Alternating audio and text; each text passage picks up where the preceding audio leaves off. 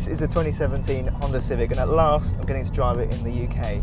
Now, we first got to drive it a few months ago actually in Barcelona, and it was lovely. You know, going to Barcelona to drive in your Honda Civic sounds great, but I never feel like you fully get to know a car until you drive it in our, frankly, crappy roads. That's what we're doing today. So what's new? Well, as I said in the video from our Barcelona trip, there's quite a lot that's changed from this car, from the old one.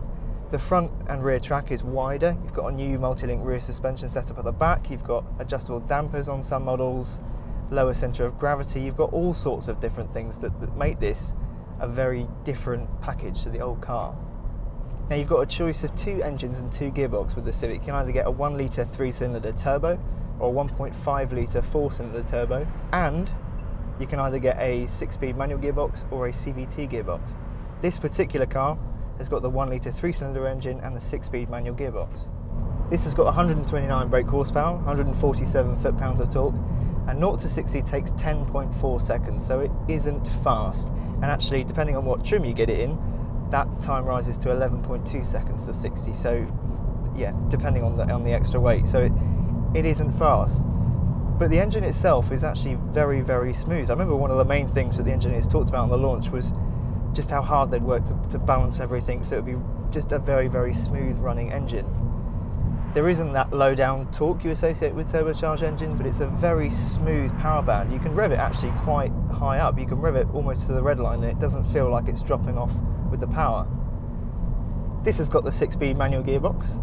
It's a really, really nice gearbox to use. It's quite light, but the throw of it is reasonably short and it's very direct. You know what gear you're going to every time. Anyway, how does it drive? Well, first things first is that steering system. As I said, it's a variable ratio steering system, so essentially what it means is the more angle you put on the wheel, in proportion you're getting more angles at the wheels themselves. So that's probably not a very good explanation. I'm sure there's an engineer that will do a much better job than I can, but it just means that you can keep your hands pretty much on the same place of the wheel all of the time, and in hairpin bends or other corners where you might normally shuffle your hands, you don't have to do that in this car. And actually it does make a difference. It is a good, fun steering system. It's quite light, but there's a response from the wheel as soon as you turn it. There's no dead spot in the middle. And being able to keep your hands in the same place all of the time, it just naturally makes it feel a bit more sporty. You're not constantly having to shift the wheel around in your hands. Suspension, as I said, the main thing that's changed is they've got a new multi-link rear suspension setup at the back. Before it was torsion beam, and they've done that because it reduces weight and it can help lower the centre of gravity as well. So still got quite a bit of roll in the corners, but for the most part it deals with bumps very, very well. It's very smooth. In theory, it should make this car drive better, and in truth I think it does. It does feel different and it does feel a bit more sporty than the old Civic. The other thing with the suspension is that you can now get adjustable dampers on this Civic. So there's a little button down here on the centre console, and you've got 2 modes. You've got normal and a sporty setting. And on this 1 litre model, there are 3 trim levels. There's SE, SR and EX. EX is the top level trim, and you can only get those adjustable dampers on this trim. It does make a difference to the way the car handles. You can feel it gets slightly stiffer.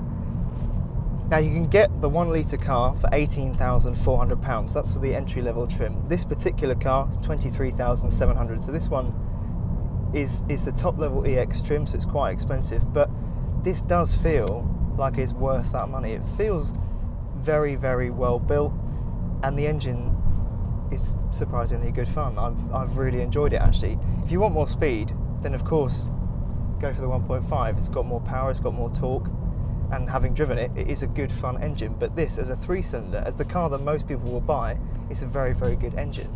And the Civic as a whole does feel like quite a big step on from the old car.